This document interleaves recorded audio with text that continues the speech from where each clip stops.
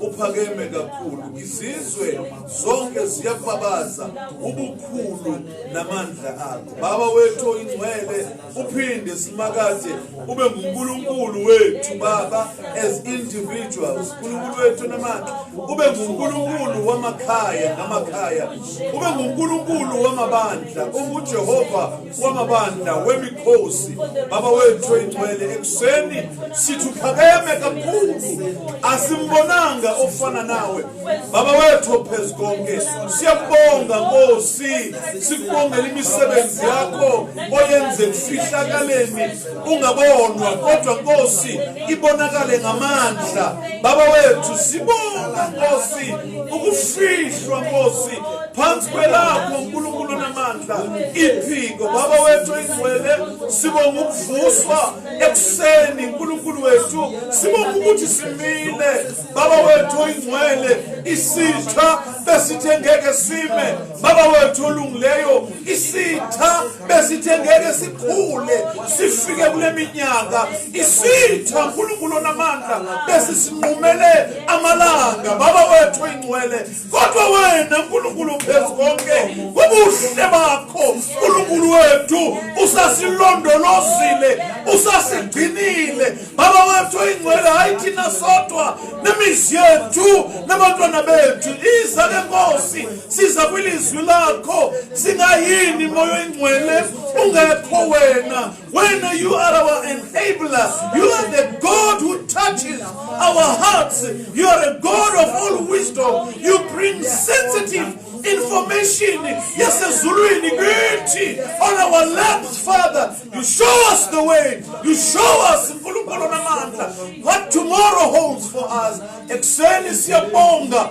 ubukho bakho empilweni yethu baba siyakubulela egameni lika Yesu Thixo wethu nayi inkonzo yakho baba wethu ingcwele eku-lockdown emakhaya uNkulunkulu sibiza uthi sithandazele isizwe siqala ngopresident baba wethu ingcwele usinikile Thixo i-instruction kwincwadi kaTimothy uthi masibathandazele siqala ngaye Nkosi inhloko yesizwe ubaba wesizwe siyakhuleka egameni lika Jesu mbiyele yena Nkosi nomlingani wakhe nomzi wakhe ubuye mbiyele Nkosi amadoda Nkosi owamisile ukuthi amchaze baba egameni lika Yesu I sprinkle the blood of Jesus kwiparliament yethu egameni lika Yesu Kristu waseNazaretha sithi Thixo wethu let your will prevail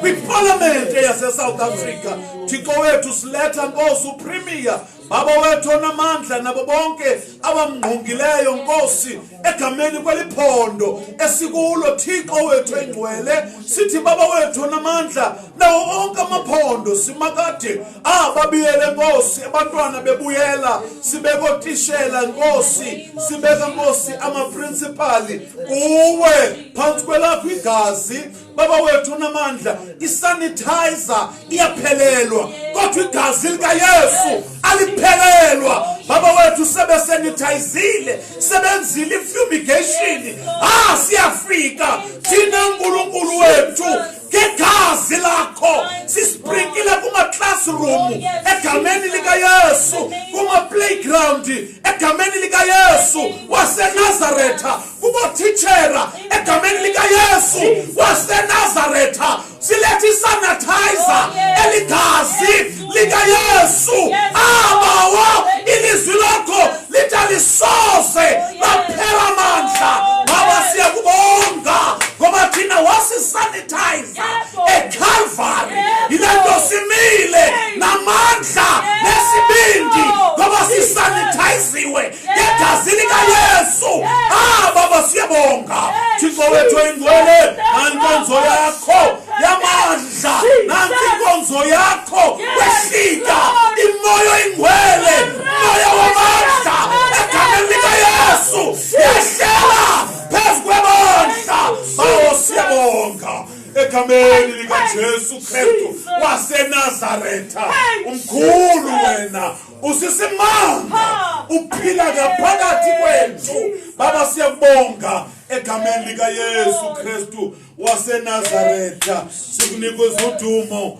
sikunikeza imbeko yonke uyinkosi yezulu uphakeme kakhulu asimbonanga onjengawe akakabikho ofana nawe amazulu ayakubabaza Nkosi nathi siyangqina asimbonanga ofana nawe egameni likaYesu Kristu waseNazaretha sibopha imimoya bopha amandla obumnyama asizingelayo moya yokugula moya yeconfusion moya yamandla emelana nathi nebandla lakho ekseni siyayibopha ngegazi likaYesu Kristu waseNazaretha moya ingcwele nayi broadcast yaphuma iphuma uNkulunkulu kumzodelelekileyo kodwa Nkosi ngoba ngumzi onabantwana bakho uNkulunkulu wethu oyingcwele wena usikelele wawubiyela Thixo wethu siya kumakhaya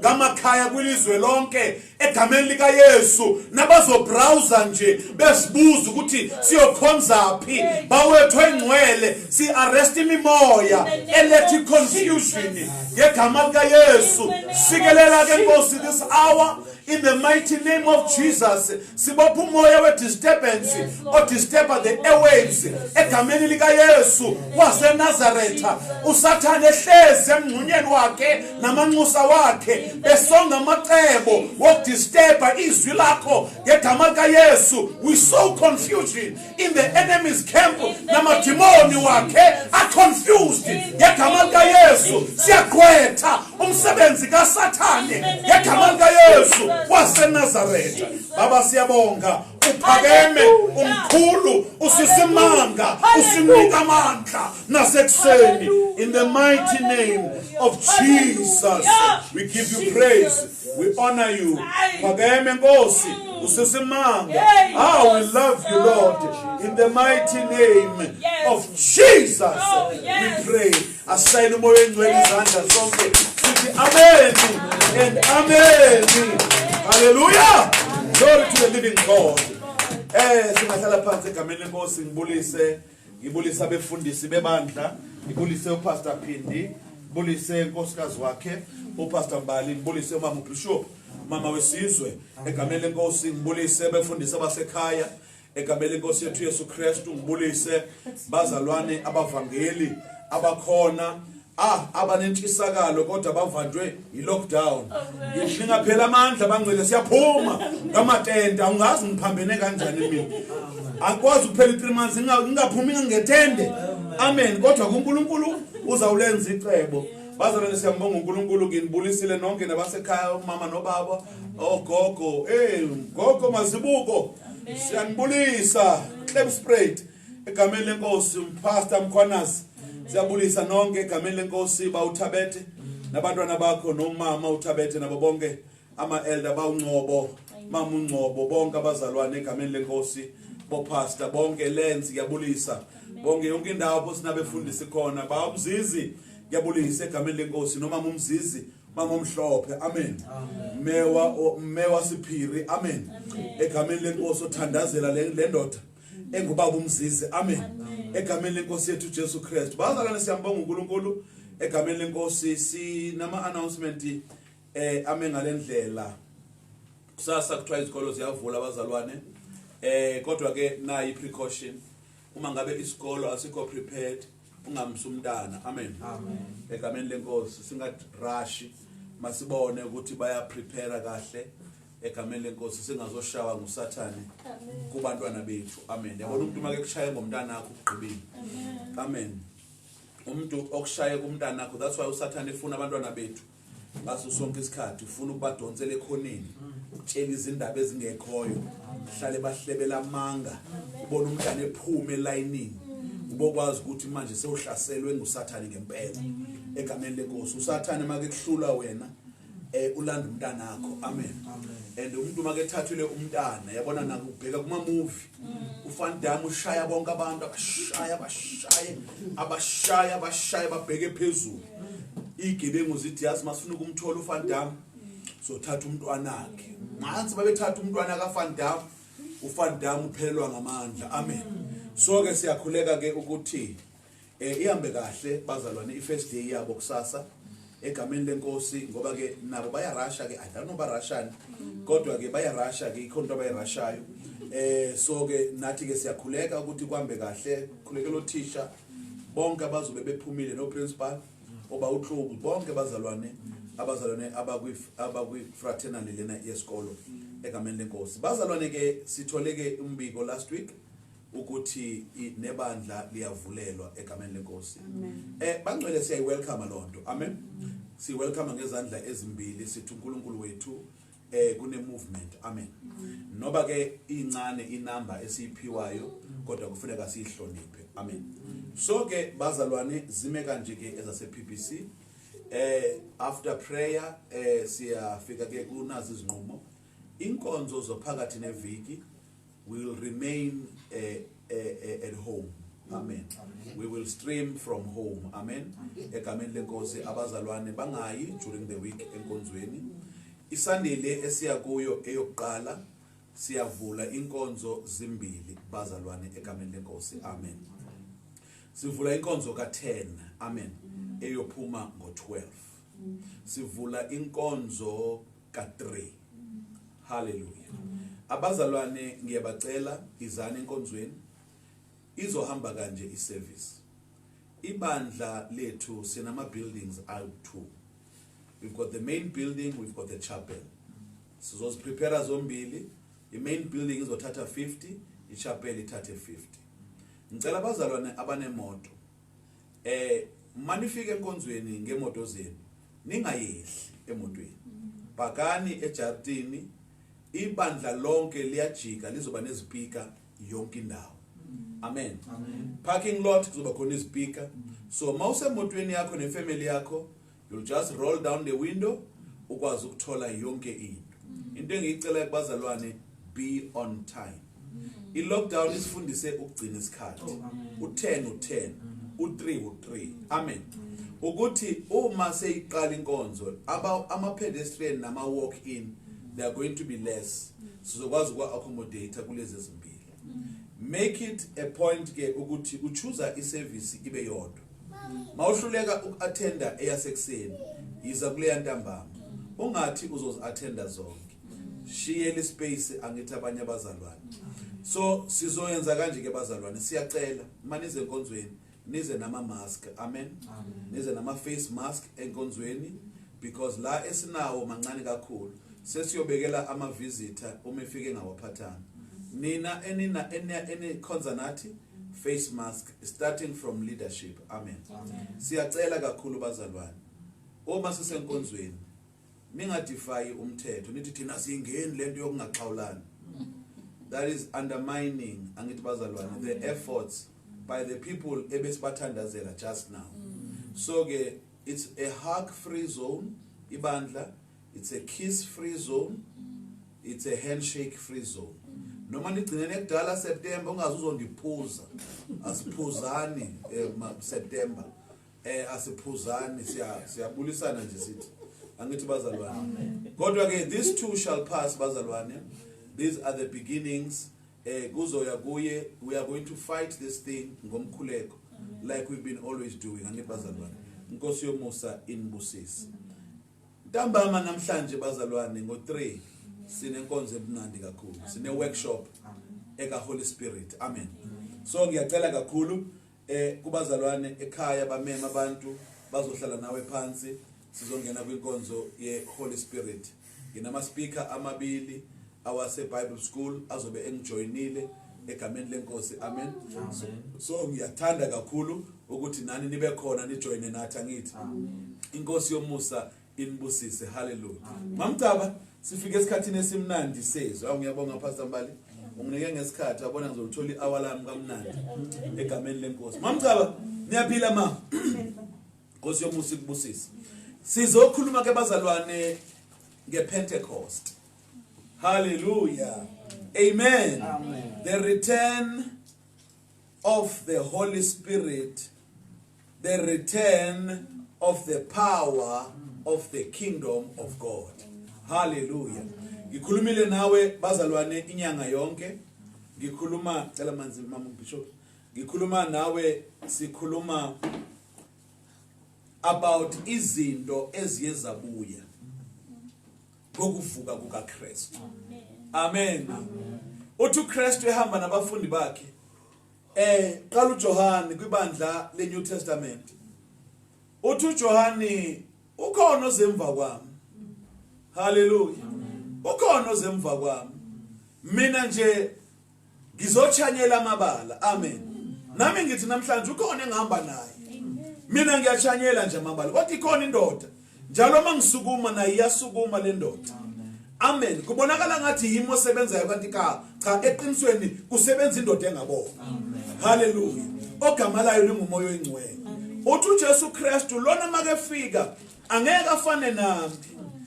Mina ngibhabhatisa ngamanzi kube ukuphenduka ngithi bazalwane. Uthi kepha yena uyeza.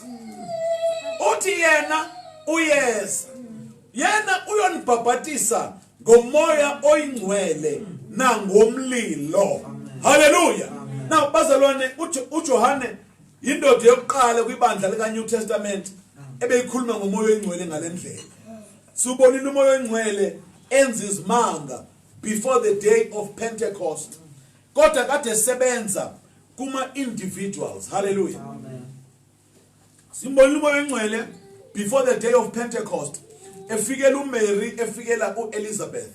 Hallelujah. Ezokwenza isimanga empilweni yabo. Siyazi ukuthi njalo umoya oyingcwele makefika kwenzeka imanga. Hallelujah. Uthi uMary makekhuluma nengelosi athi kuyokwenzeka kanjani lokho? Athi uGabriel ngomlomo wakhe athi umoya oyingcwele. Hallelujah. Uzokwehlela phezukwakho. That is why umntwana kaNkulunkulu uma ungekayitholi inkonzo kamoya oyingcwele angeke uye kude. Nasempilweni you will never go far. Nasensindisweni you will never go far. Ungaba gifted, ungakwazi ukushumayela, ungakwazi ukwenza izinto. Kodwa onke okwenza ngamandla akho ku limited kuyaphelelwa. Hallelujah. iBhayibheli lithi uJesu Kristu uma ezongena ku ministry yakhe, glory to Jesus. uJohane umembhabhatisa. uJohane ukhumbula ukuthi ubhabhatiso luka Johane lumela insindiso le esiyenze enyameni yokuvuma ngomlomo wethu. Uthi mekevuma uJesu Kristu ukubhabhatisa lithi iBhayibheli izulu lavuleka. Moya oyingcwele wehlela phezukwakhe. From that day awuzange umshiye umoya oyingcwele. Hallelujah. So namhlanje bazalwane uma singena kule nkonzo yePentecost, inkonzo enkulu, inkonzo eyazala ibandla. Kukhona izinto engifuna ukukhuluma ngazo ekseni. Mama uGcaba incwadi yezenzo chapter 2 ongifundile verse 1 to 4 egameni lenkosi. The book of Acts buka ya ditiro timana kia pili verse 1 to 4. Buka ya ditiro diketso izenzo. Hallelujah. Amen. Glory to the living God. Mama uGcaba funda ke Acts chapter 2 ungifundele from verse 1 to 4. Sizohlala incwadi yezenzo mama uGcaba ngeke sibe busy kakhulu. Ngizokusa lena ngizokusa kuGenesis hlale nje uyilungisa ngizokusa ngencwadi yabaRoma kuyodepend ukuthi umoya oyingcwele usisa kuphi namhlanje egameni lenkosi yethu Jesu Kristu. Amen. Amen. Kwathi sekufikile usuku lwePentecost. Yes. Bonke babebuthene ndawonye. Yes. Ngokunga zelelwe wavela ezulwini inhlokomo Yeah. kwangathi eyokuvungaza komoya onamandla Yes. yona yagcwalisa indlu yonke Yes. ababehlezi kuyo Yes. kwase kubonakala kubo izilimi ezahlukahlukeneyo kungathi ezomlilo zahlala phezu kwalowo nalowo kubo base begcwala bonke umoya ongcwele Yeah. baqala ukukhuluma ngezinye izilimi njengalokho umoya wabapha ukuphumlisela. Hallelujah. Sabonga mama uCaba ithi ke ngelelimi engiliphethe. Ithi when the day of Pentecost had fully come, they were all in one accord in one place. Verse 2. And suddenly there came a sound from heaven as of a rushing mighty wind, and it filled the whole house where they were sitting.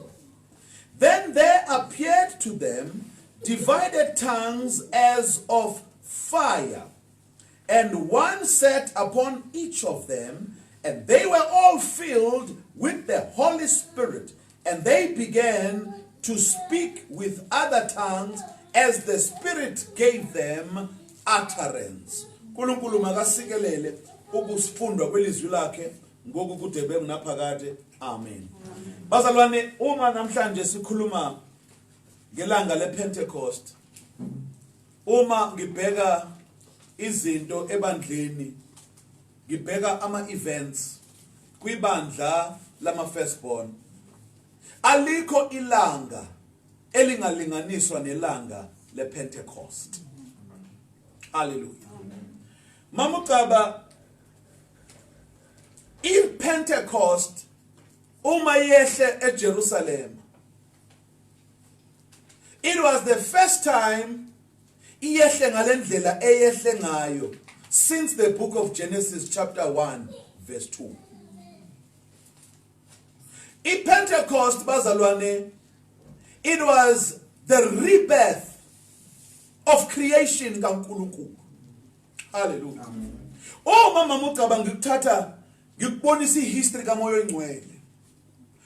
uMoya oNgcwele nje beyehla kwilanga lePentecost nge-instruction kaJesu Kristu. Uthi kubafundi bakhe before hamba, uthi hambani niyolinda. Amen. Niyolinda ubani? Umduduzi. Amen. Niyomlinda eJerusalem. Uthi akakwazi ukuza yena, mina ngisekhona. Hallelujah. Uthi uJesu Kristu umehamba bazalwane, abafundi bayahlangana baya eJerusalem. iBhayibheli libabonisa lithi baboniswa indawo lapho bekumele bayolinda khona.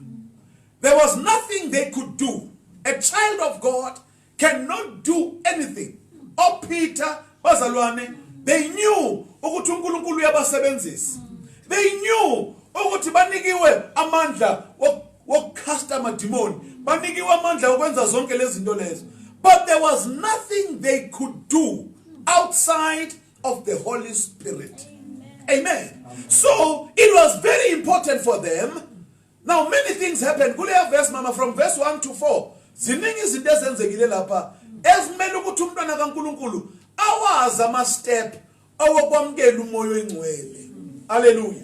Now uthi uNkulunkulu ke kuncwadi kaGenesis chapter 1 mama uCaba lithi iBhayibheli umoya kaNkulunkulu, funda mama, Genesis chapter 1 verse 2. Umhlaba wawuyihlane engenalutho. Yeah. Kwakungubumnyama phezukodwa. Yeah. Kepha umoya kaNkulunkulu wehla wenyuka phezu kwamanzi. Now bazalwane, uma sikhuluma ngomoya oNgcwele, mina bazalwane, I don't need ama-verse, I don't need quote ama-scripture. I just need to testify ngomsebenzi kaMoya oNgcwele empilweni yomntwana kaNkulunkulu. Umoya oNgcwele is my friend bazalwane. Umoya oNgcwele ntambama ngibe ngikhuluma ngomhlobo wami umoya oNgcwele. Umoya oNgcwele bazalwane akuyena nje umoya esikhuluma ngayo. Umoya engcwele isithandwa sami. Umoya engcwele is the person responsible for me standing here today. Umoya engcwele. Nobody else but the Holy Spirit. Umoya engcwele is the person responsible every time I've got food on my table. It is the Holy Spirit. The Holy Spirit is the person responsible. Ukuthi I'm still standing and in good health. It is not because of medical aid or money. It is the Holy Spirit. Umoya engcwele bazalwane uyo yenza sure ukuthi kunamalight kwami. Umoya engcwele. Umoya engcwele nguyo yenza sure ukuthi nginemoto.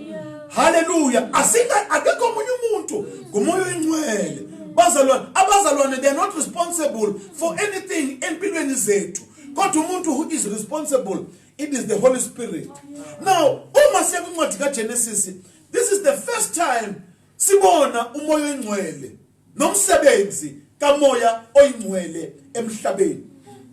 Umoya engcwele mamugcaba lithi iBhayibheli mawuqhubeka lithi uNkulunkulu wasekhuluma ngomlomo wakhe. Hallelujah. After seku introduce ukuthi nomoya engcwele kade ukhona. Yabona bazalwane umntwana kaNkulunkulu umoya engcwele epresent. Nemithandazo yethu iyajika. Idala izinto. Hayi ngoba sikwazi ukumemeza. No. Because the Holy Spirit is present and active and alive and powerful. I told you 3 things. The Holy Spirit is present. It is active. It is alive. Oh, I said 4. And powerful. Now, all these things must happen. The Holy Spirit must be present. The Holy Spirit must be active. The Holy Spirit must be alive. The Holy Spirit must be powerful in the life of a child of God. Ukuzumthandazo uphendulwe. Mutu yarapelanga asina kopanelo le moya o halalelang uyitsinyetsa nako bitiri urapele badimu bata utlwa bona. But how urapela mudimu? You must have the Holy Spirit. The Holy Spirit is the qualification. Yahutla komudimu. Without the Holy Spirit, we can never approach God. Nokusonda simoshiskhathi. Amen. Uma uyambandleni elingena moya oyingcwele. Umoya engcwele, hey bazalwane, umoya engcwele isimanga. Lithi iBhayibheli uJehova kwincwadi kaGenesis wakhuluma. Uma ekhuluma mamgcaba izinto bezizenzakalela. Lalela, bezingazenzakaleli. Umoya oyingcwele number 1 uyisandla sika Jehova samandla. Uma uNkulunkulu efuna ukwenza izinto emhlabeni akehle ezulwini ezela. Umoya oyingcwele upresent. Hallelujah. Uma uNkulunkulu efuna ukwenza isimanga empilweni yami akehle uJehova hayi uthi moya oyingcwele.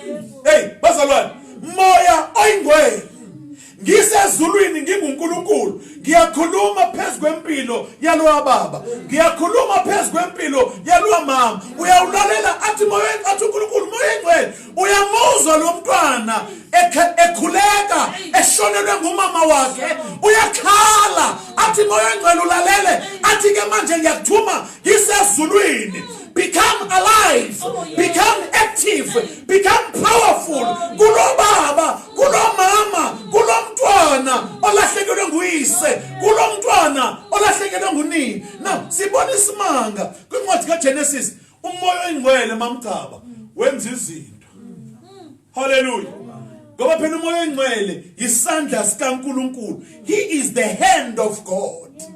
That is why atu Israel bazalwane uma sifika hallelujah eJerusalem sisuka eBhabheli uthi safika sahlala emfuleni iAhava. Lithi iBhabheli kepha isandla sikaNkulunkulu sasiphezulu kwethu. Hallelujah. Isiphi lesandla sikaNkulunkulu? Moya oyingcwele uwo isandla sikaNkulunkulu samandla. That is why bazalwane mina angikwazi ukuzivikela. Nayi angikwazi nokuthenga isibhamu, angisenaso mina isibhamu. Salahleka. Amen. Salahleka isibhamu angisenaso. Basithatha abafana. Amen. Lesikababa basithatha abafana. Sasala nje sinje singena ibhamu. ukuthi uJehova befuna ukusibonisa isandla sakhe esikwazi ukuprotecta more than umuntu ophethe isibhawu. Isandla sikaNkulunkulu sikwazi ukustoppa ama accident. Ithi nomenzeka asilimali, kulimala imoto, thina sithinteke. Uthi ngelinye ilanga omnye umzalwane ekwatile ehambe emsebenzini ngeenyawo. Imoto yakhe ilimele bazalwane ebeyithengele moto intsha. Kodwa ngale this morning ayizange ifuna ukustart. Ayizange start wasidineka seke late. Wahamba uyokhomba iteksi wahamba emsebenzini. Wahamba wasebenza iviki lonke elokulethi ngizobona ngeweekend. Kanti bese khona utsotsi. Bebemlindile ngale moto yakhe ngoba phela sikhona isandla sesitha. Everywhere we go. Kuzotsotsi abanye gcinena after 5 days. Bayamlanda labo bathi kanti imoto yakhe ikuphi. Uyathuka ukuthi imoto yami nazi imoto yami. Bathi ya ikuphi imoto yakho? Uthi imoto yami ifile. Bathi uyohlala usinda. Ngoba besifuna le moto yakho. Basho benqapha, bengena emotweni, behamba. Labantu bebemazi uhlala kuphi, bebemazi uhamba kanjani, bebemazi usebenza kuphi. Ebekwatile wathi makebuya nomkakhe baphakamisa izandla. Baba siyabonga ukuthi umoya oyingcwele usahamba nathi. Uyabona uJehova izinto azenzayo zincane kanjani. Ngelinye ilanga abazalwane sasihamba, I think mina ngangina 4. Udadewethu ena 2. Ushoni ena 15. Siye eThekwini nabazali bethu. Endleleni ubaba indlela ekade ejwayele ukuyihamba ma. Ithe makafika kungekabikho u-N3 kusahanjwa ngemajuba. Ithe makafika kwenye indawo indlela yamlahla ubaba. Waphazama wahamba just 10 seconds. Ithe makehamba time manje sesiyaduka manje. Bheka indlela manje seyiya kuphi. Thina funeka siye ngapha seyikhombe ko transport. Funeka thina siphume silandike manje abo iMaritzburg. Ithe make reverse ebuye ezongena. Wathola iaccident esanda kwenzeka manje. Bazalwane angikhumbuli ukuthi imoto zazingaki. Ngikhumbula nje ukuthi sahlala kuleyo accident waze waphuma ilanga ekseni. Obaba bephumile noma beyotakula abantu. Kukhona umama owakhishwa engamaphisi ayi3 kodwa ephila. Amen. Phakathi kwetruck elokole ekhale njalo lo mama ethi naba baphezulu kwami. Hallelujah. Naba baphezulu kwami. Waqale wakhishwa imlenze yalo mama. Wakhishwa ingalo zalo mama. Wazokhishwa umzimba. Wabekwa phansi kodwa uyaphila lo mama. Ithe masebehlezi manje emotweni i-direction seyivulwa. Masihamba umoya ingcwele wabuya. Wathi baba kodwa uyakhumbula ma ukuthi siye salahleka. Uyakhumbula ukuthi siye salahleka 15 seconds. Sathi masibuya sathola iaccident ama truck esaduma. Amen. Imoto mshobe zi8 zihlanganiswe ama truck. Kungekho oil phansi, kukhona igazi estradini. Hallelujah. Moya ingcwele uma ekulahlekisa sometimes amkwatela uNkulunkulu. Uma sometimes uJehova uyavuma. Uthandane nesiphukuphuku. Ngoba uSathane ebekubekela uhlelo.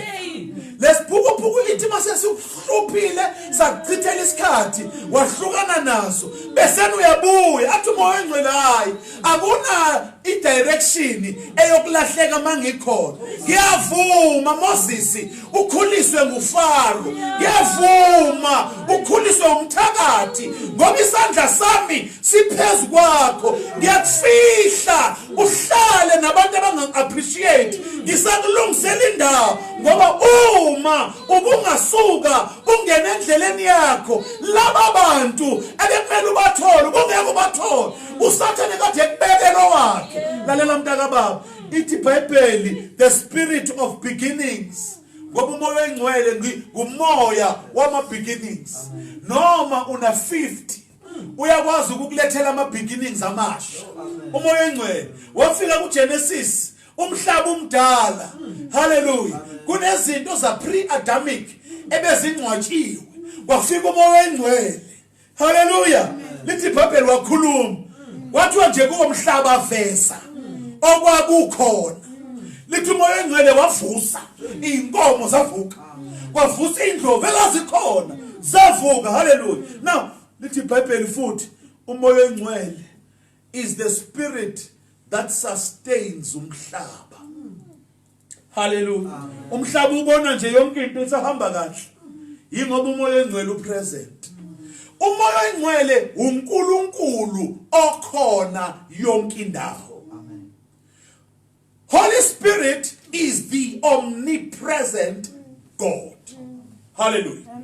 Now, why uJesu Kristu wathi kumele ngihambe umoya oyingcwele ehle yingoba uJesu Kristu Pastor Pete bekekwazi nje ukuba seJerusalem ngesikhathi esi1 uma esuka eJerusalem eskepeni ebese ebelapha abaseJerusalem bebengamboni uJesu wathi angikwazi nabase South Africa nabase Australia bayangidinga kumele ngihambe ngizobuya sengingumoya oyingcwele. Hallelujah. Umoya oyingcwele nguJesu okhona yonke indawo. Hallelujah.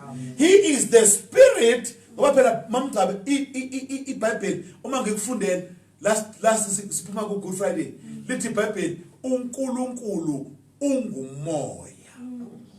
Amen. Ungumoya. That is why lithi iBhayibheli nabamkhonzayo kumele bamkhonze ngomoya. Hallelujah. Bangamkhonzi ngeimpahla. Bangamkhonzi ngamabhende amakhulu. Bangamkhonzi ngamasonto amakhulu. Bangamkhonzi ngabafundisi aba-powerful abaduma umhlaba wonke. Kodwa bamkhonze ngomoya. Hallelujah. Now bazalwane, namhlanje uma ngikhuluma ngePentecost, ngikusa kwincwadi yezenzo kunezinto eziwu3 engifuna ukukhuluma ngazo namhlanje uma umoya engcwele engivumele.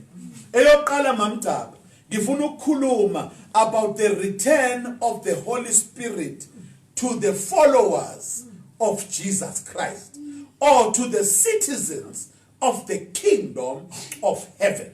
Into yokuqala engifuna ukukhuluma nawe ngayo namhlanje ukuthi why iPentecost.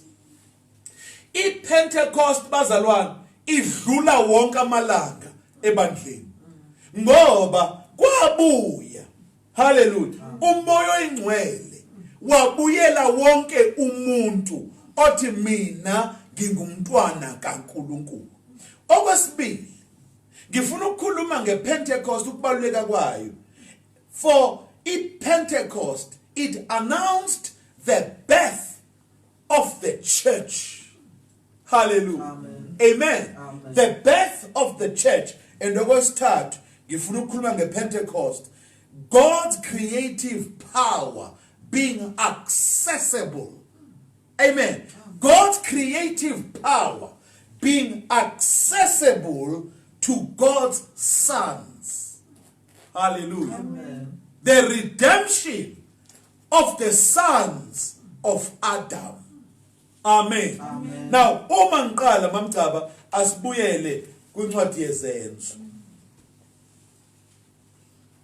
Incwadi yezenzo bazalwane, uma sibheka incwadi yezenzo chapter 2 verse 1 uthi when the day of Pentecost had fully come. Hey bazalwane, ngoba ayikho iPentecost kumntwana kaNkulunkulu akakwazi ukusebenza ngehalf full. Umntwana kaNkulunkulu kumele apheleliswe. Uma ukhonza ungapheleliswanga usachitha isikhathi. Yeka hamba emathaveni, hamba etshwaleni. Ngoba lento yenzayo ayindawo ngoba ukapheleliswa. Uma umntwana kaNkulunkulu sekephelelisiwe ugcwaliswa ngamandla kaMoya oNgcwele. Akagcwaliswa ngesonto, akagcwaliswa ngokwazi abafundisi, akagcwaliswa ngokwazi mina ngangazi ubani, mina ngangihamba nabo bani. Lezo zinto azisebenzi uma ungumntwana kaNkulunkulu. Now, the return of the Holy Spirit to the citizens of the kingdom of God. Into yokuqala bazalwane, ukubuya kaMoya oNgcwele. i-citizenship yami yasezulwini yashaywa isitembu. Amen. Amen. Amen. Ubani owenze kwaba possible? Moya Oyingcwele. Funda incwadi kaRoma 8. Romans chapter 8. Just next door. Verse 15.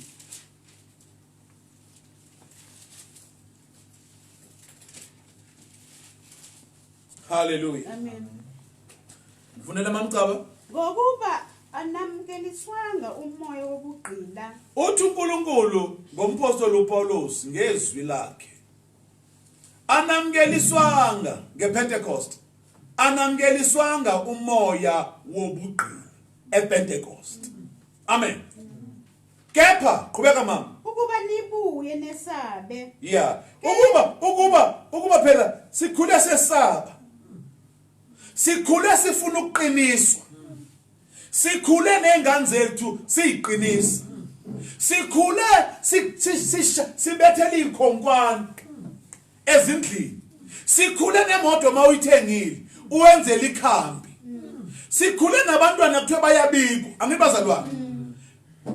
Kepha uma sifika kuPentecost azange samkeliswe umoya wobugqila futhi. Amen. Asambe mama. Kepha namukeliswa umoya wobuntwana. Hey. Kepha samkeliswa umoya, hallelujah, Amen. wobuntwana. Sikugile mamcha. Sinamaskazi wasezweni. Sinemivimba yokuliwa nathi sishawa uSathane. Sine history. Sinama wrong. Sinama mistake. Kepha yathi makufika iPentecost samkeliswa umoya weadoption. Saphinde sabuyela. Azange sisaba yihambi. Kepha sabuyela saba yindlalifa zakaNkulunkulu. Kwabuyela i-citizenship. Yabona uma kwi-country uphila mangobe, uphila ngokukutsa, ukutsa amaphoyisa, ukutsa amasotsha, bese nangelinye ilanga bakuzwele kuleyo country, bakuthathe bakuse home affairs, uphume sophethe i-ID, uhamba uhalela i-roadblock ukuthi why nongangimisi mina kwabanjalo mazalwane. Ngadriver I'm sure ngadriver 8 years ngingena license. Ukuyajabulani ngangisokola mamcaba. Ukusuka eMidlands ngiyajabulani ngangisokola ngangistoka ejabulani. Ngisuka eMidlands ngithi zone 8 ngasentabeni. Ngiround ngigudle ngehle ngeSnake Park singekabikho. iSnake Park. Ngiyophuma ngiphumele ngasezolo. Ngidevelop ngasemathuneni. Ngiyajabulani. Why? Anginamvume yokuba sestradini. Uma ngibona imoto yamaphoyisa ngingena noma ngowuphi umuzi ngiyena reverse ngicisha imoto idlula imoto yamaphoyisa bayidlula ngesitade ngiphume uma ngiyele bengihlala ngiyifihla.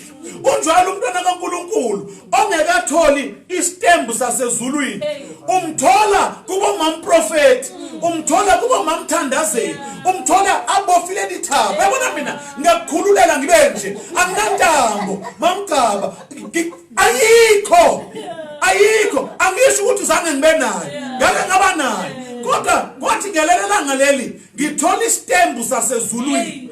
Fazalwane azange ngisasaba ne-roadblock bekuthi noma kume yamabhunu i-roadblock lamabhunu wayengadlali mawuqala ubheda wawuthola impama. Hallelujah.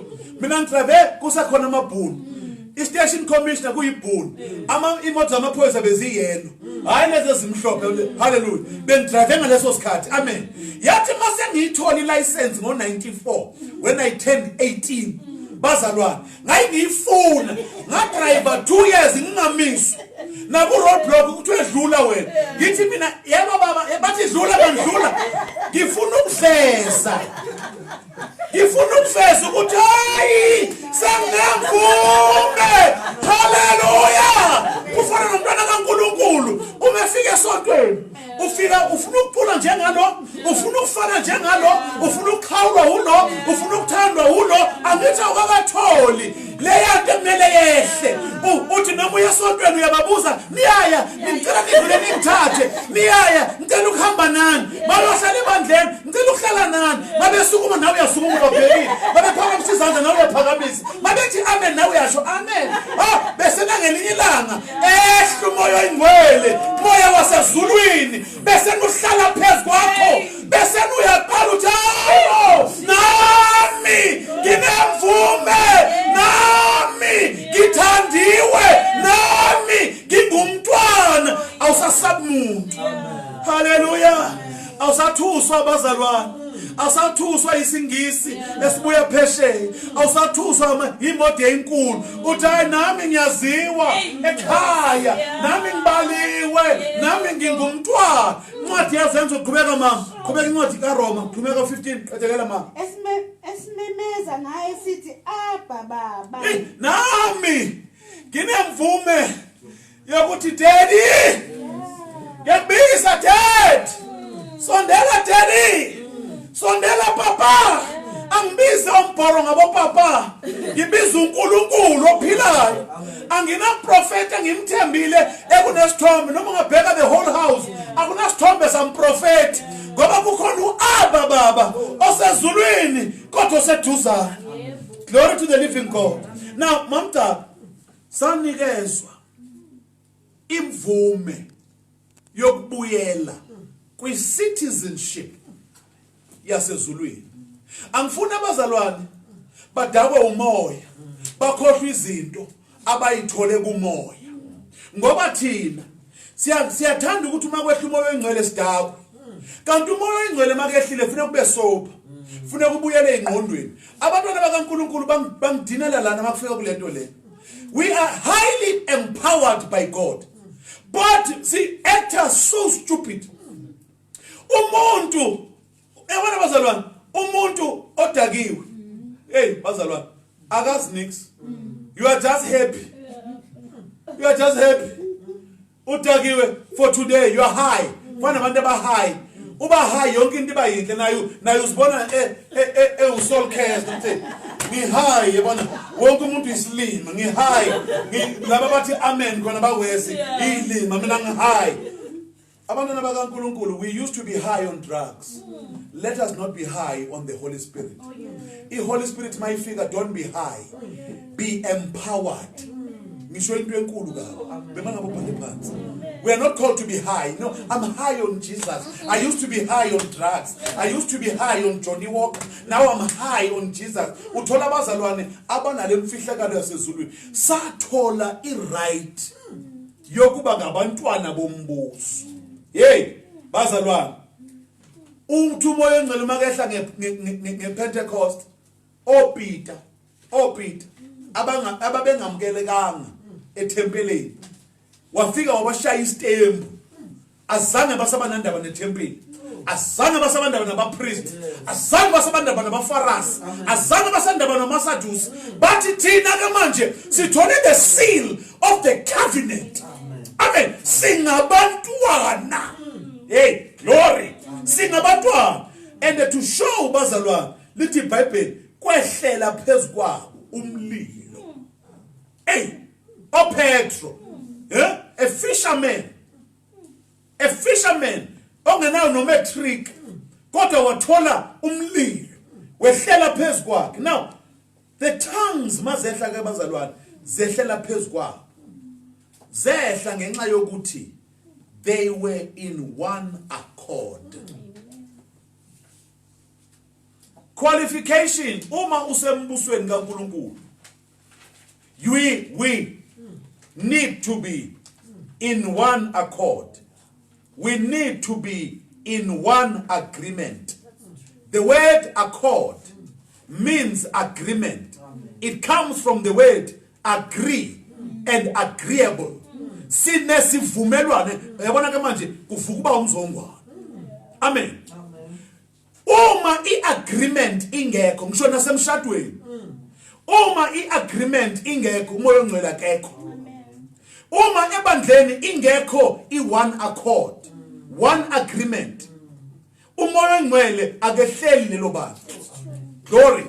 Akekho umoya ongcwele who is the author of confusion.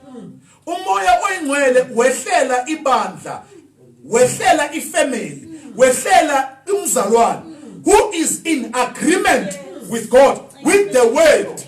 Uma ngi in agreement with the word. Angikwazi ukuphikisa izwi bese ngiba nomoya ongcwele. Ngiphikisa uBishop uphikisa kanjani izwi? Uma ngilifunda ngingalenzi. Uma lithi izwi wena ngoba usungumntwana weKingdom, awusadli la, awusalali nalaba, awusenzi bara mina ngiloko ngidla ngilala. That is why izinto zami azenzeki. Why? Umoya ongcwele awufiki when there is no agreement. Kumele that's why masihlabelela ngithi mina noJesu wami savumela. Hey, yabona mangisindiswa akuzange kusindiswe the whole family. Ngasindiswa ngedwa. Amen. Ayihambi ngokuthi ndadwa ha uphulusithi. Kumele wena wedwa wenza uvumelwano. Hayi nami ngasenza abazalwane eDobsonville one evening. Eshumayela okade eshumayela ngimbukile. Ayi ngasindiswa nje ngoba baba wasindiswa na eBack TV. Nami ngasindiswa kanjalo. Ngangikhulele eduze kwayo insindiso. Kodwa yayingangeni. Insindiso ayisulela ifane necorona. Insindiso ayifane necorona. Icorona yiyo enikwazi ukukhafulelana bese niyakungena. Insindiso noma ngashumayela ngikukhafulela ayingeni. Funeka wena uzuvume. Uthi baba namhlanje ngiyashiya and you turn 180 ushiye bese nathi uNkulunkulu mbambe ngesandla. Hey bese niyahamba nivumele. Uthini uAmos? uAmos uthi can two walk together unless they are in agreement? And the answer is no. If you are not in agreement noNkulunkulu uzokusonta usokola kodwa usonta usokola ungamboni. And ungcono umuntu osokolayo embona ngoba uyakutshela athi hayi kusese isizini yokusokola kodwa ngikhona ngizokondla. Wena uzolokola uletha ama prayer requests uletha kuNkulunkulu ongakwazi. Why? Alikafiki iPentecost kuwe. Uma lifika iPentecost iBhayibheli they were in one accord. The Holy Spirit comes when there is unity. Uma kune unity between you and the word of God, the Holy Spirit comes. Not mawuthandazelwa ngaphambili. Kukhona isimanga esenzwe emabandleni.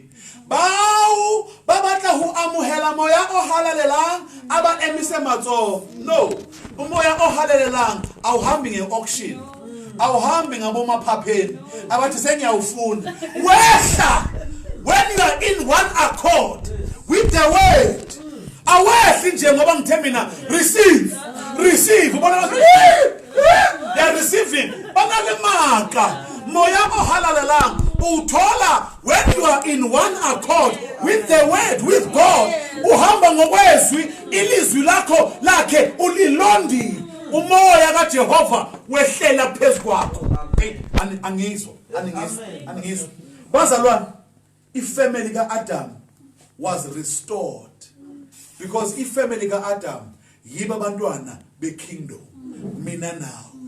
Into engithanda ngomoya ongcwele yalanda uAdam owayilahlelwe ngaphandle. Ngokuwa kuka Adam wahamba umoya ongcwele. Wasala uAdam mangikhuluma ngeAdam ngikhuluma ngenzalo yakhe. Sasala abazalwane sikhumbula nje ukuthi hey sike saba nobaba onamandla.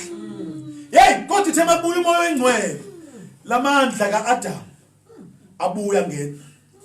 Yay, glory to the living God. Unity reigned one more time in the kingdom of God. Emhlabeni. Uthi uJesu Kristu le ntando yakho eyenzwe ezulwini izawukwenziwa nasemhlabeni.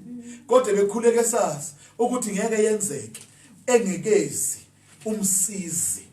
Amen. Ubaba umsizi umoya ongcwele. Hallelujah. Umoya ongcwele.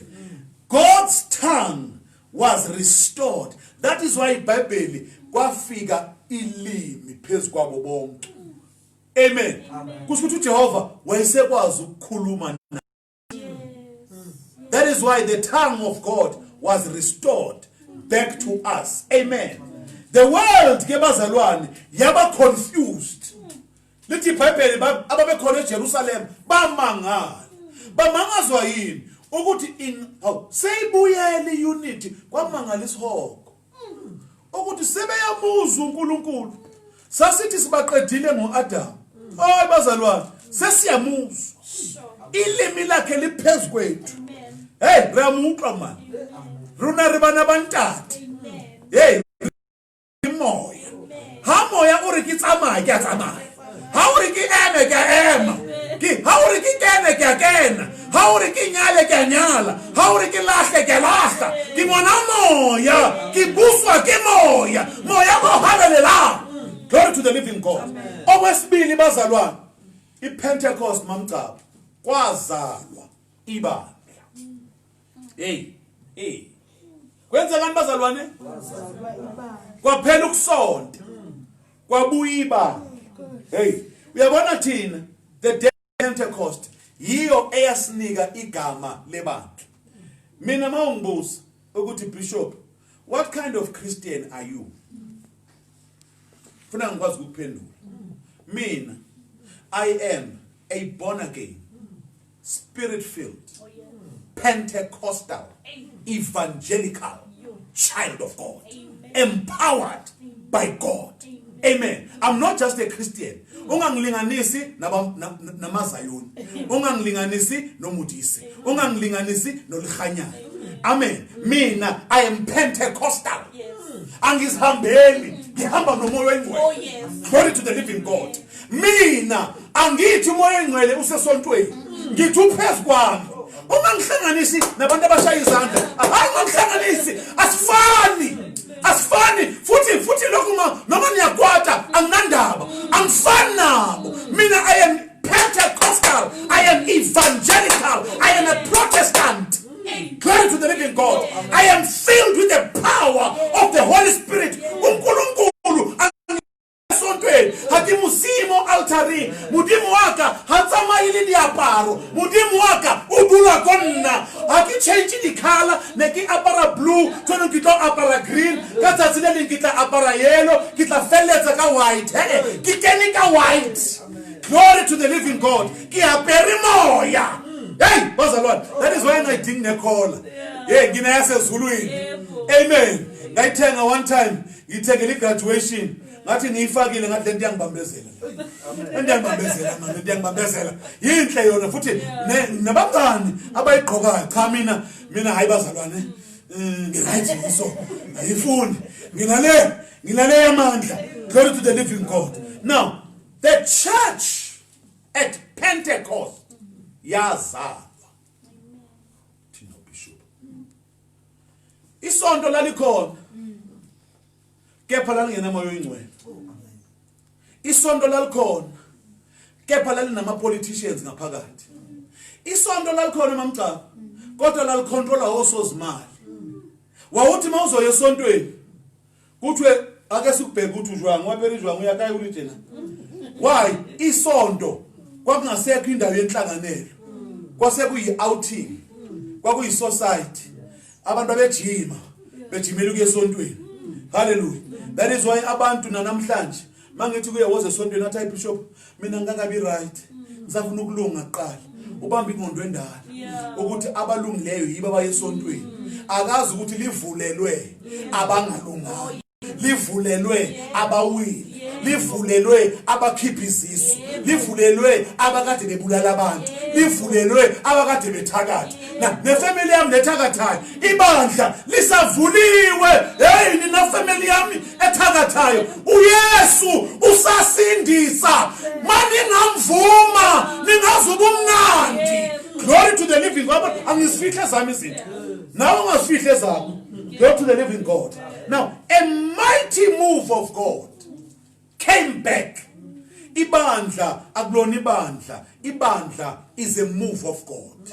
Amen. Why ngithi mina ibandla a move of God? Ngoba ibandla from that day it was designed by God.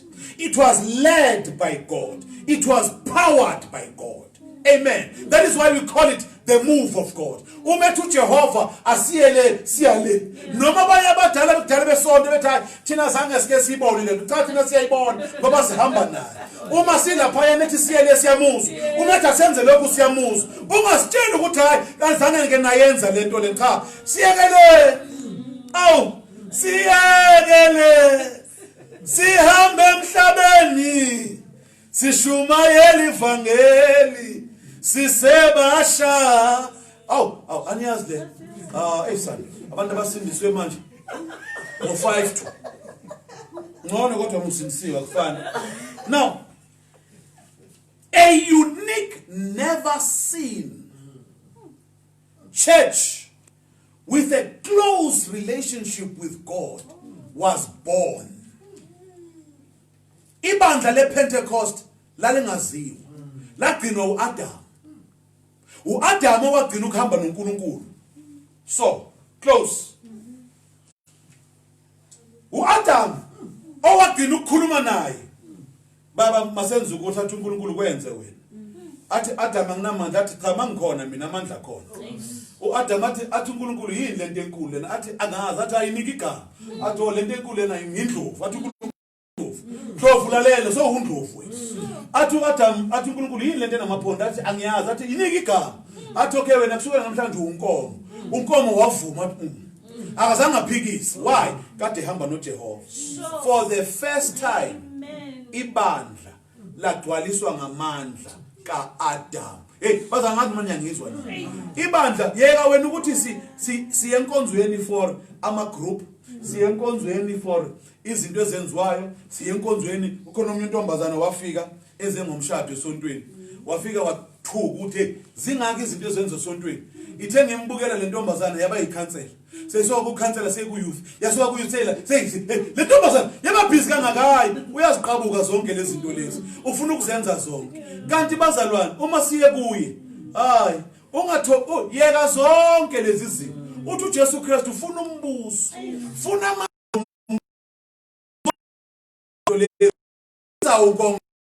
kuwe. Hey bazalwane sathi masifika sesithola amandla kaNkulunkulu ibandla lajika. Ibandla lakwazi ukuthandazela izinto zenzeke. Bathi mabeshumayela uPetro mama funda kuverse izenzo 2. Hey uPetro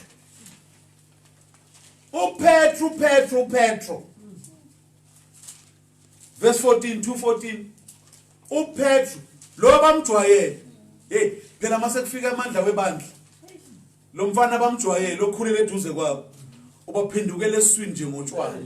Why? Usenamandla wasezulwini. Lo mfana bamjwayele obengakwazi nokuxoxa obengakwazi nokukhuluma besaba nokubhekana abantu emehlweni uyajikwa. Why? Sekufika manje the seal yasezulwini. Funda mama oPetro kwabanjani. Wayesesukuma uPetro. Hey mama uyazi usukumiswa yena uPetro. Abantu bamangele. Abantu babona ibandla lika Kristu lisemlilweni. Babona ibandla lika Kristu likhuluma isiGreek, likhuluma isiHebrew, likhuluma isi-Asia, likhuluma all the languages. Bathi bangelwe yini la badakiwe wathukuma uPetro. Hey into yokuqala abazalwane ibandla lanikwa iboldness. Angeke ube bold without the Holy Spirit. Uzolokho unamahloni, usaba nokucula, usaba why you don't have the Holy Spirit? Uhlala unamahloni nje wena. That's why uzoba namahloni uzobona soseboxing. So ufeel uthi Nkosi yami. Bengithi uqala nini ukuphila hamunathi. Funda mama. Nabayishumi nanye. Yeah. Waphakamisa izwi lakhe. Waphumisela wathi kubo. Yeah. Madoda akwaJuda. Nani nonke enakhile eJerusalem. Yeah. Makwenzeke lokhu kini. Let this be known to you. Khuluma uPetro sabe ma. Nibeke indlebe. Lalela. Hamba ma. Emazwini ami. Kulokho engikukhuluma. Hey. Umvangeli wokuqala lo. uPetro. After Pentecost. Elandela kubavangeli bomlilo John. That is why without the Holy Spirit awungeke uphume nethende. Ngeke. Without the Holy Spirit, angebume itaxi igcwele, icoach ligcwele, ibus igcwele. Without the Holy Spirit. Jesus, amen. Ithe makesukuma izulu labathulisa. Hamba mama.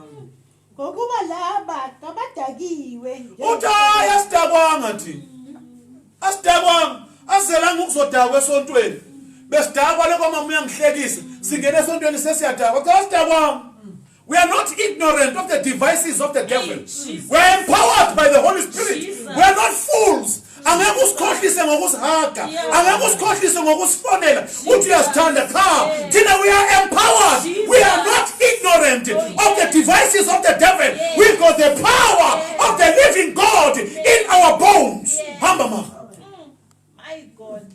njengokucabanga kwenu. Nje ngokucabanga kwenu. Hamba mama. Lokhu kuseyihora lesithathu lemini. Uthi bheka kuEli kanjani? Singabe siphuze nini? Hamba mama. Kodwa lokhu kuyikho okwakhulunywa ngomprofeti uJoel ukuthi Wafunda ukuvula izwi uPetro. Akazange sakhuluma ngempahla ukuthi leyabona kilitena, yabona kilitena, yambona kiphila so kimatlaka kithalifile, wambona kuyakhona ukopanya. Wathi nisibona kisiso kungenxa yelizwi wabathatha wabasa kwincwadi kaJoel, incwadi endala. Hamba mama. kuyakuthi ezinsukwini zokuphela Wathi kuzaw engensuku zokugcina on the last days. Hamba mama. kusho Yebo. ngiyakuthulula umoya I will pour out my spirit, kusho Jehova. Hamba mama. phezu kwayo yonke Upon all flesh. Hamba mama. amadodana enu namadodakazi enu Your sons and your daughters ayakuprofeta will prophesy. Not Bushiri. Not Bushiri, not Alf Lukau, not abaprofeti abaneyihluthu zeinwele abathwele ngeinwele.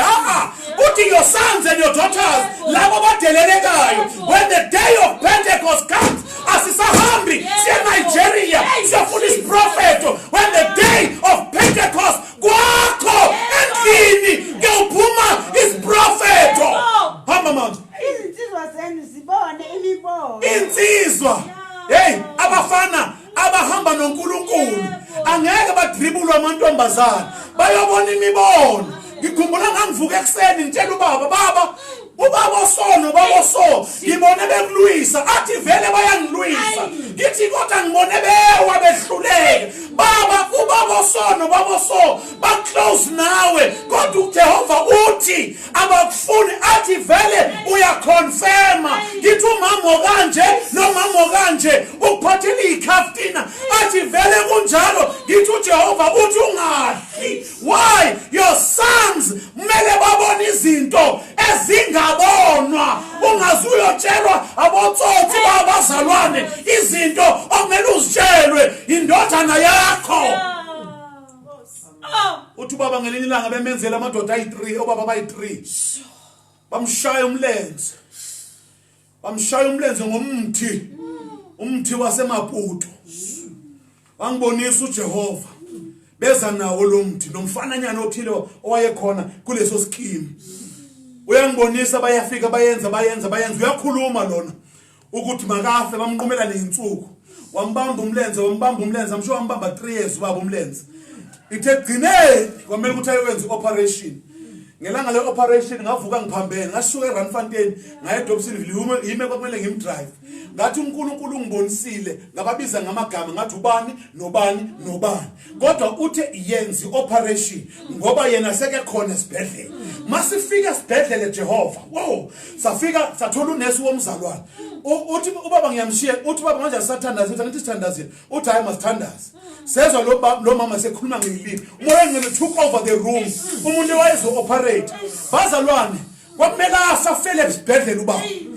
Uthi makabuya ubuye sehamba ngenduku lamadoda mangene ekseni ngihamba ngeveni ngingena lamadoda asemile kanti bayaplanana ukuthi wena uwozophatha mina ngizoba yisekela lapha mina ngizoba yileader yani kanti ababuzange langeni ithe bangena iGrootman yangena ihamba ngenduku lawo madoda 1 yawo yaha yahamba ngalelo langa ayizange iphinde ibuye.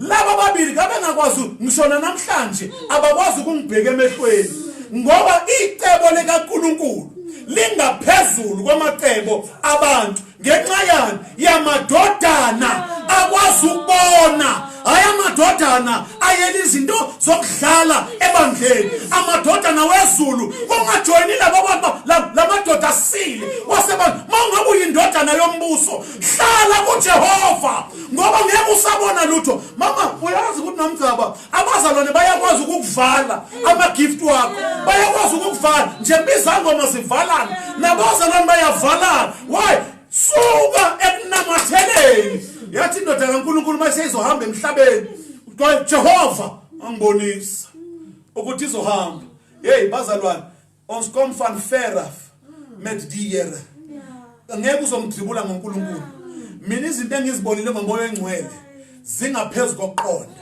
yonke into ebhalwe ezwini ngiyayazi ngosi angikhohliswa ngithuswa mina inyoka efini mamcaba umuntu emelana nawe unomoya oyingcwele usichithela isikhathi lo muntu umelana nobukhosi basezulwini umuntu angikhathali noma ungangisa emakhoti angikhathali noma ungangisa kuphi wena uzoluza why mina I am highly favored I am powered ngihamba noJehova ongabonwa obona ngemisebenzi yamandla kwathi mamgaba kokugcina sekumele ngithathe unkosikazi ngathi mina uNkulunkulu mina ngeke ngisakwazi ukuzithathela mina kumele wena ungikhombise wangibonisa intombazane engangazange ngayibona ngathi kodwa mhla ngiyibona ngizoyazi yathi ngena ngelinye ngeBible school first day impilo yami iDermakar ngeversus Dermakar izinto upside down ingathi is dog's breakfast wakabona ibreakfast edliwa yinje ingathi umhlanzo wesidakwa sembamba impilo yami yayinjalo yonke into ichithekile ngathi mangifika lapha ngayibuka le ntombazane wathi umoya engcwele nami ngathi mina kodwa udlala kabi wena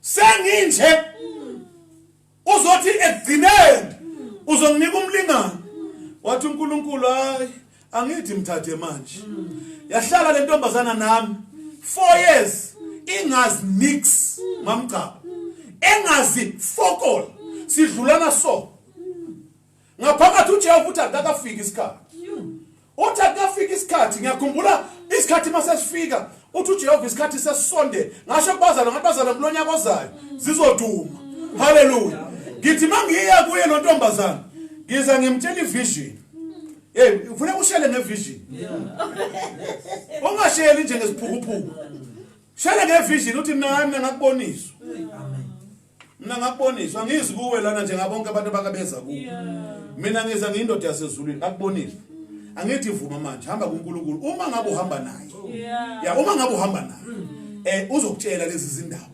awintombazane yabo seyiconfirm why mamcabanga ukusa lapho umoya engcwele is our friend ntambama ngo3 masihlangana ngizokhuluma into detail ukuthi why ebaluleke kangaka umoya engcwele empilweni yomntana kaNkulunkulu.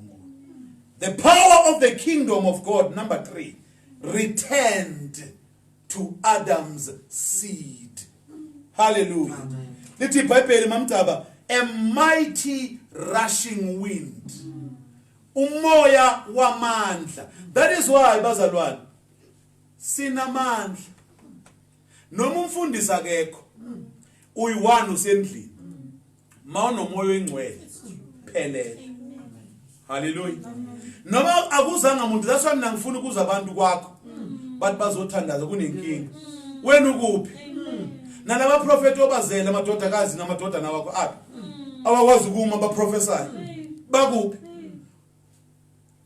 angifuna abantu ngoba bafike bashiya othikolosho mamcaba abazalwane bafika kwakho banishiyene nenkinga mo Amen. abazalwane baxabanisa mamcaba ngoba banomoya wokuxabanisa. Incwadi kaGenesis chapter 126 yabuya. Kwabuya ini? Kwabuya igunya lasezulwini. Bazalwane nje bangimelana mina kuma indoda enegunya. Angazi noma soyangizwa na. kuma indoda ethi izinto mangeke zi-impossible kimi ziba possible. Why? Ngoba ngisasebenza ngegunya lami. Amen. Kuma indoda ethi mayithandazela umuntu izinto zenzeke. Amen. Ngoba angisasebenzisa igunya lakithi. Ngisebenzisa igunya lasezulwini. Kuma indoda ethi mayikhulumile isiprofeto phezulu kwempilo yakho. Noma kungeza abathakathi abayi-1000. They will never prevail. Mazalwane angisabi isangoma, angisabi mthakathi, angisabi gunman, angisabi inkabi, ngihamba nezulu. Angina bodyguard. Amen. Uzikalala kusi bodyguard iAsha. Yini ngayenza uzikalala? Is my Asha. iAsha ka bishop is not the bodyguard. There's nothing you can do. Nesangoma sakho sihambayo sizokutshela ngami. Hallelujah. Hambani niyongitesta bazalwane. Angifuni mina ukuthi hayi bathi abazalwane bathi hayi sikakamzami ngizameni. Nizobona isimanga. Uyofika la kimi kwami kuma mabhubese egate. Hallelujah. Uyofika kunomlilo ekamereni la mbuza abathakathi. Ukhona omnye mama bekefuna ukudlisa uloyiso. Enkonzweni. Ukhona omnye mama ngiyamazi ngegama. Angitshelanga ngabazalwane ngitshelwe ngumoya wengcwe ngegama. Amen. Ngimazi ngegama lo mama. Ebefuna ukudlisa uloyiso. Amen. Ethi ufuna ukungizwisa ubuhlungu. Hey, ezami ingane kuzona ezami. Eza kaNkulunkulu. Size ngecebo lakhe. Size ngobizo lwaso. Ngiyohamba ziyosala zenza umsebenzi kaNkulunkulu. Hallelujah. Genesis 1:26 mamgaba yabuya. Igunya labuya makwehla umoya oyingcwele. Lasihamba khona izinto ziyenzeke. Masakha imizi iyama. Masimisa amabhizinisi ayama. Masimisa amafamily ayama. Ngenxa yani bazalwane moya oyingcwele. Bazalwane mina mamgaba mina ngenza izinto ngingenamali. Hayi ngoba ngithemba ubaba wami, angisenayo baba. Ngithemba umoya oyingcwele, ngithemba izulu. Uma into uNkulunkulu uyangibonisa yona, noma nginethubo, ngiyayenza. Amen. Uthi mamgaba ngenye imini sishaya interview ubuka umsebenzi kaNkulunkulu uthi niyithatha phi imali. Ngibheka umkamsasimaye mase sodo ngithi hey akazi ukuthi olunye uhlobo lwasezulwini. Umethu Jehova into siyenze asilindi budget isithole endleleni. Amen. Mina zonke imoto uNkulunkulu ezonginika imoto. Unginika imoto ngenxa yomsebenzi. Mase ngiqalile into ngiyenza uvela lahlela kunayo into nalithulusi sebenza. Mawuhlezi phansi uthi akisampaniki yemethi mudimi umuyemethi urayetse. Hawutsini huru you are empowered. Sengidle 5 minutes asukume simenge inyawo. Day of Pentecost ibandla lagcwaliswa ngamandla mamcaba. Ibandla labuyiselwa kuGenesis chapter 1:26. Moya engcwele, moya wamandla. Moya wavusa uJesu kwabafileyo. Moya wavusa uLazaro emathuneni. Siyayibonga iPentecost. Ngoba uNkulunkulu wethu onamandla sesihamba nawe siyakuzwa baba. Siyakuzwa nomunyakazi. Siyakuzwa nomuthi asime. Siyakuzwa nomuthi sihambe. Siyakuzwa usula inyembezi. Siyakuzwa usivikela. Moya engcwele egameni lika Jesu Kristu. Siphelelise namhlanje baba. uNkulunkulu onamandla inkonzo yakho isaqhubeka ngo3. Siyakumema moya wamandla, moya womlilo hlala nathi. Biyela abangcwele. Nalabo Nkosi abangekakuzwa siyathandaza baba bafinyelele nabo egameni lika Jesu Kristu. Umusa wenkosi yethu Jesu, uthando luka baba nobudlelwane buka moya engcwele abuphumule nathi manje nebandla lonke azabuya uJesu Kristu. Ibandla lonke lithi amen and amen. Sibona ngo3 bazalwane Nkosi yomusa kinisikelele. Amen.